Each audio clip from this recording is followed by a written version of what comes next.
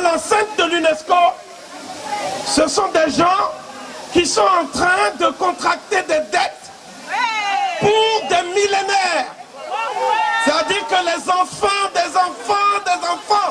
des Africains auront à payer la dette.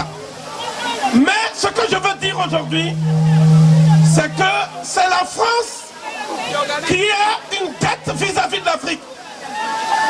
La France a contracté vis-à-vis de l'Afrique la dette du sang. Ensuite, la dette de l'honneur. Ensuite, la dette de l'or. La dette du sang. Pourquoi? Tous ces jeunes soldats français qui sont là, qui reçoivent les instructions de Claude Guéant, jamais on ne leur dira comment la France a été libérée. Lorsque la guerre, je vais parler de la guerre, la dette du sang. Lorsque Mussolini et Hitler ont attaqué l'Éthiopie en 1937, la France n'est pas venue au secours de l'Éthiopie. Elle a dit que c'est un pays d'Africains qui a été attaqué. Mais lorsque la France elle-même a été attaquée, on a été en Afrique de l'Est pour faire une conscription militaire de plus de 2 500 000 Africains. On a demandé à un Guyanais, Félix Eboué, d'aller chercher des Africains qui n'avaient même pas eu l'honneur de faire un exercice militaire. Ils ne savaient pas tirer.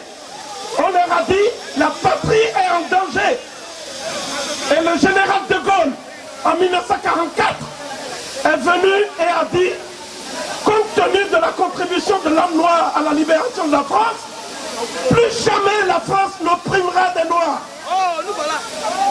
Le général de Gaulle sait parfaitement que la libération de la France n'a pas eu lieu en Normandie à la faveur du débarquement des troupes américaines.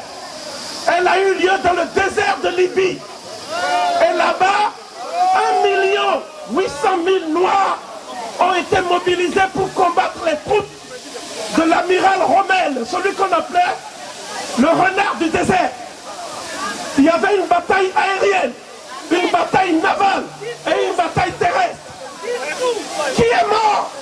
Ce sont des Dahoméens, des Ivoiriens, des Nigériens. Où étaient les Français? Même les gouverneurs français de l'Afrique équatoriale française, ils avaient dit, nous on défend le maréchal Pétain. Nous préférons la collaboration. Ce sont les Africains qui se sont battus pour la France et qui ont versé leur sang pour la France.